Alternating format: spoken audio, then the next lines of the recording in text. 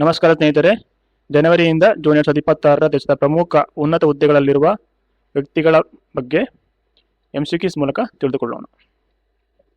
ಮೊದಲನೇ ಪ್ರಶ್ನೆ, ಭಾರತದ ನೂತನ ಚೀಫ್ ಆಫ್ ಡಿಫೆನ್ಸ್ ಸ್ಟಾಫ್ ಆಗಿ ಯಾರು ನೇಮಕಗೊಂಡಿದ್ದಾರೆ? ಸರಿಯಾದ ಉತ್ತರ option A, NS Raja Subramani. NS Raja Subramani ಅವರು ಮೂರನೇ ಚೀಫ್ ಆಫ್ ಡಿಫೆನ್ಸ್ ಸ್ಟಾಫ್ ಆಗಿದ್ದಾರೆ. ಈ ಚೀಫ್ ಆಫ್ ಡಿಫೆನ್ಸ್ ಸ್ಟಾಫ್ ಹುದ್ದೆಯನ್ನು 2019ರಲ್ಲಿ ಕ್ರಿಯೇಟ್ ಮಾಡಲಾಯಿತು. ಪ್ರಥಮ CDS ಆಗಿ ಜನರಲ್ ಬಿಪಿನ್ ರಾವತ್ ಅವರು ಇದ್ದರು.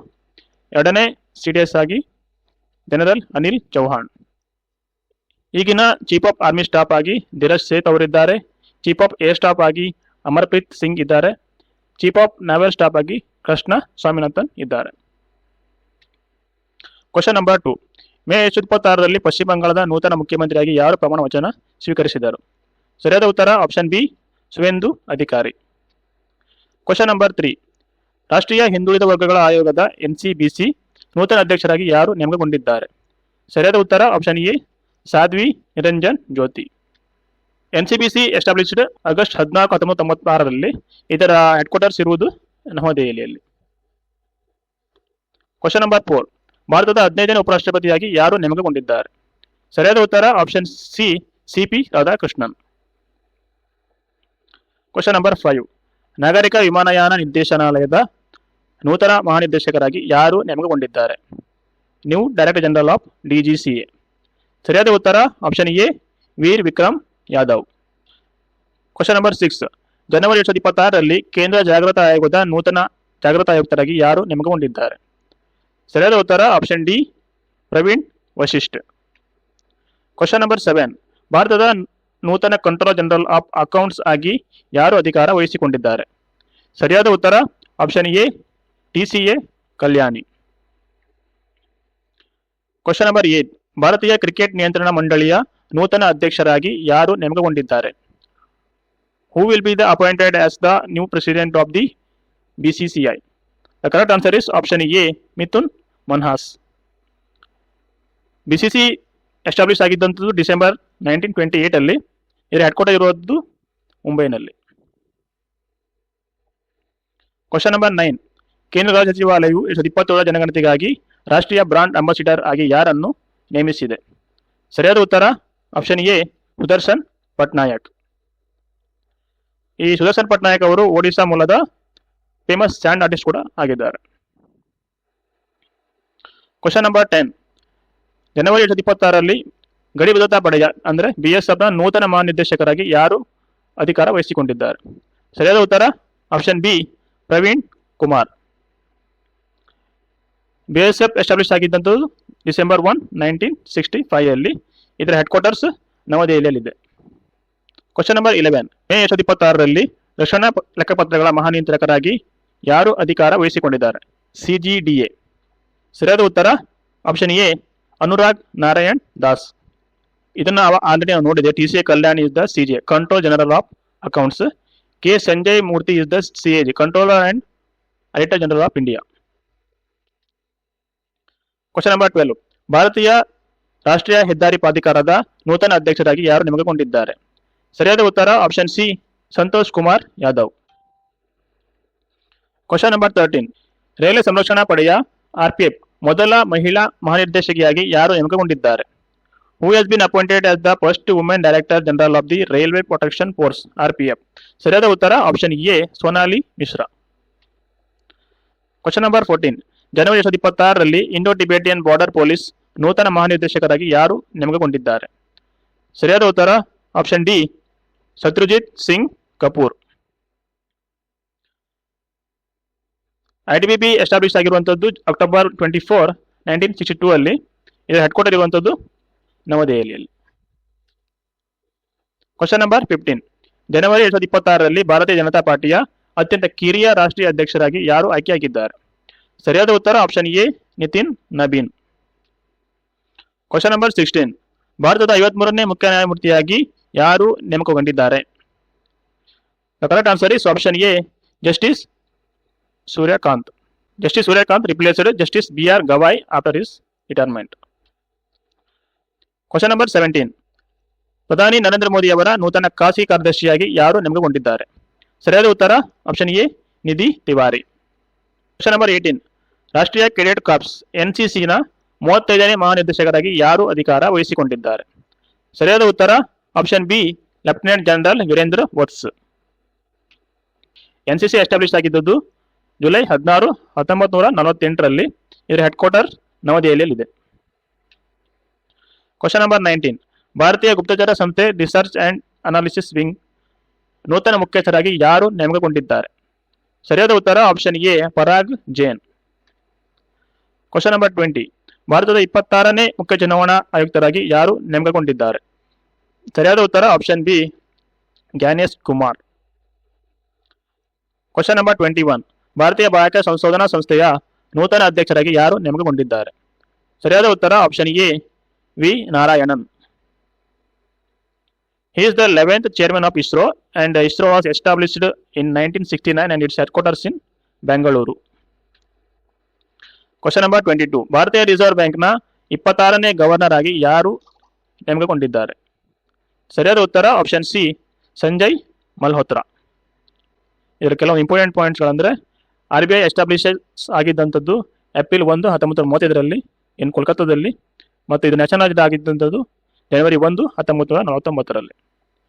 ಇದರಲ್ಲಿ ಒಂದು ಗವರ್ನರ್, 4 ಡೆಪ್ಯೂಟಿ ಗವರ್ನರ್ಸ್ ಕೆಲಸ ಮಾಡ್ತಾರೆ. ಒಂದು ಪೂನಂ ಗುಪ್ತಾ, ಶಿರೀಶ್ ಚಂದ್ರ ಮುರ್ಮು, ಸ್ವಾಮಿನಾಥನ್, ಜಾನಕಿ ರಾಮನ್ ಮತ್ತು ರೋಹಿತ್ ಜೈನ್.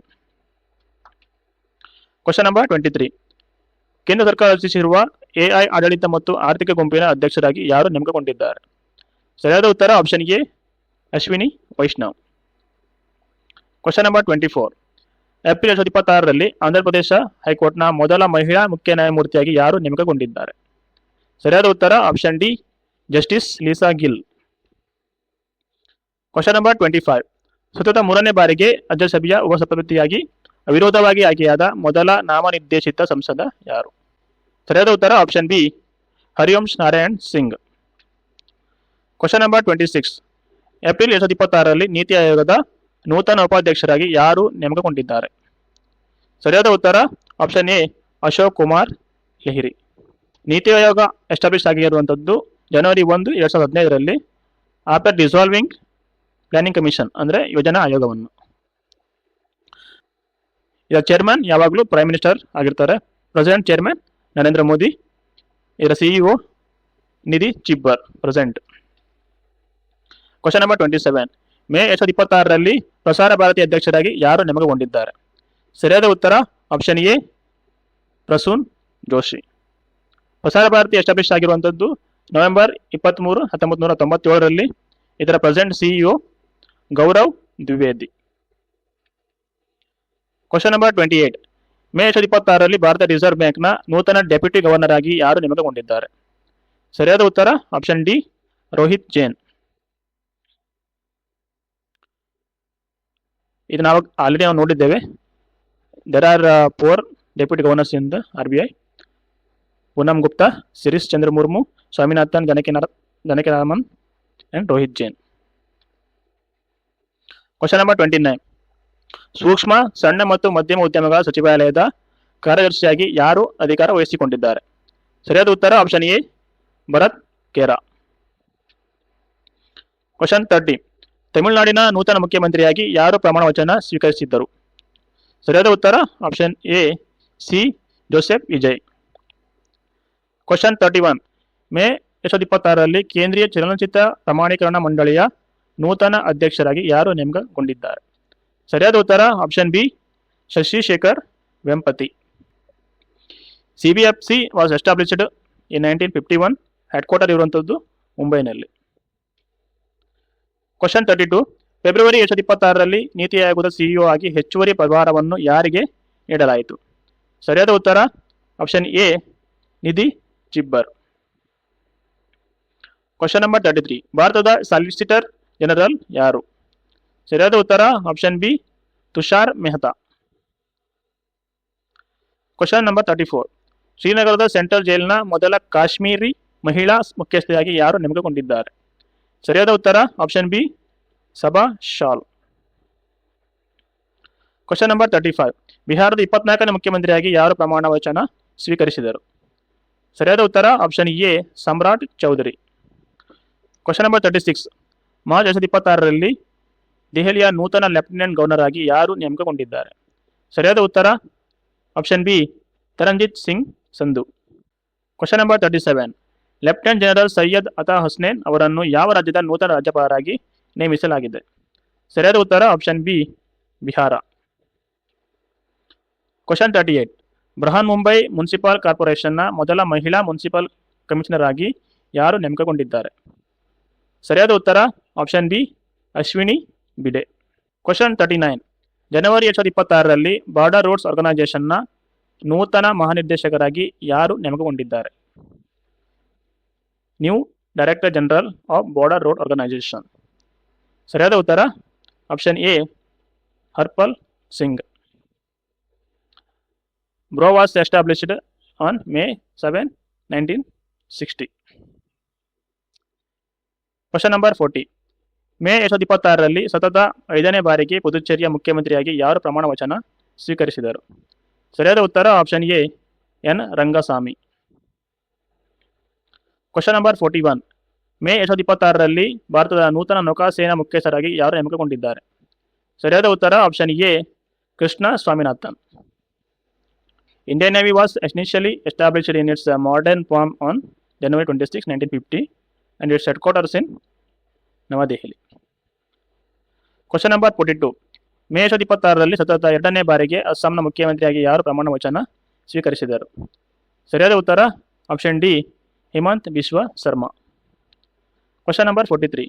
ಮೇ 2026ರಲ್ಲಿ ಸ್ಟೀಲ್ ಅಥಾರಿಟಿ ಆಫ್ ಇಂಡಿಯಾ ಲಿಮಿಟೆಡ್ನ ನೂತನ ಅಧ್ಯಕ್ಷ ಮತ್ತು ವ್ಯವಸ್ಥಾಪಕ ನಿರ್ದೇಶಕರಾಗಿ ಯಾರು ಅಧಿಕಾರ ವಹಿಸಿಕೊಂಡಿದ್ದಾರೆ? ಸರಿಯಾದ ಉತ್ತರ option D doctor Ashok Kumar Panda. SAIL establish ಆಗಿದ್ದಂಥದ್ದು ಜನವರಿ 24, 1973ರಲ್ಲಿ. ಇದರದ ಹೆಡ್ಕ್ವಾರ್ಟರ್ಸ್ ನವದೆಹಲಿಯಲ್ಲಿದೆ. Question number 44. ಕೇರಳ ರಾಜ್ಯದ ನೂತನ ಮುಖ್ಯಮಂತ್ರಿಯಾಗಿ ಯಾರು ಪ್ರಮಾಣ ವಚನ ಸ್ವೀಕರಿಸಿದ್ದಾರೆ? ಸರಿಯಾದ ಉತ್ತರ option A V D Satheesan. ಕೇರಳದ ಕ್ಯಾಪಿಟಲ್ ತಿರುವನಂತಪುರಂ. ಇದರದ್ದು ಹೊಸ ಹೆಸರು ಕೇರಳದ್ದು ಕೇರಳಂ. Question number 45. ಮೇ 2026ರಲ್ಲಿ ದೇಶಾದ್ಯಂತ ಜಿಲ್ಲಾ ಮತ್ತು ಅಧೀನ ನ್ಯಾಯಾಲಯಗಳ ಮೂಲಸೌಕರ್ಯಗಳನ್ನು ಮೇಲ್ವಿಚಾರಣೆ ಮಾಡಲು ಮತ್ತು ಸುಧಾರಿಸಲು ಸುಪ್ರೀಂ ಕೋರ್ಟ್ ಯಾರ ಅಧ್ಯಕ್ಷತೆಯಲ್ಲಿ ಉನ್ನತ ಮಟ್ಟದ ಸಮಿತಿಯನ್ನು ರಚಿಸಿದೆ? ಸರಿಯಾದ ಉತ್ತರ option A justice Arvind Kumar. Question number 46. ಪಶ್ಚಿಮ ಬಂಗಾಳದ ನೂತನ ಮುಖ್ಯ ಕಾರ್ಯದರ್ಶಿಯಾಗಿ ಯಾರು ನೇಮಕಗೊಂಡಿದ್ದಾರೆ? ಸರಿಯಾದ ಉತ್ತರ option C Manoj Kumar Agarwal. Question number 47. 2026-27ಕ್ಕೆ ಭಾರತೀಯ ಉದ್ಯಮ ಒಕ್ಕೂಟದ ಅಧ್ಯಕ್ಷರಾಗಿ ಯಾರು ಅಧಿಕಾರ ವಹಿಸಿಕೊಂಡಿದ್ದಾರೆ? ಸರಿಯಾದ ಉತ್ತರ option A R Mukundan. Question number 48. May 2026ರಲ್ಲಿ ಭಾರತೀಯ ವಿಶಿಷ್ಟ ಗುರುತಿನ ಪ್ರಾಧಿಕಾರದ ನೂತನ ಸಿಇಒ ಆಗಿ ಯಾರು ಅಧಿಕಾರ ವಹಿಸಿಕೊಂಡಿದ್ದಾರೆ? ಸರಿಯಾದ ಉತ್ತರ option C Saurabh Vijay. UIDAI was initially formed on January 28, 2009 and became statutory body on July 12, 2016. Headquarter ಇರುವಂಥದ್ದು ನವದೆಹಲಿಯಲ್ಲಿ. Question number 49. ಭಾರತೀಯ ವಾಯುಪಡೆಯ ಮೊದಲ ಮಹಿಳಾ ಕ್ಯಾಟಗರಿಯ ಕ್ವಾಲಿಫೈಡ್ ಫ್ಲೈಯಿಂಗ್ ಇನ್ಸ್ಟ್ರಕ್ಟರ್ ಯಾರು? ಸರಿಯಾದ ಉತ್ತರ option A squadron leader Shanya. Question number 50. ರಾಜ್ಯಸಭೆಯ ಅರ್ಜಿಗಳ ಸಮಿತಿಯ ನೂತನ ಅಧ್ಯಕ್ಷರಾಗಿ ಯಾರು ನೇಮಕಗೊಂಡಿದ್ದಾರೆ? Who has been appointed as the new chairman of the Rajya Sabha committee on petitions? The correct answer is option A Raghav Chadda.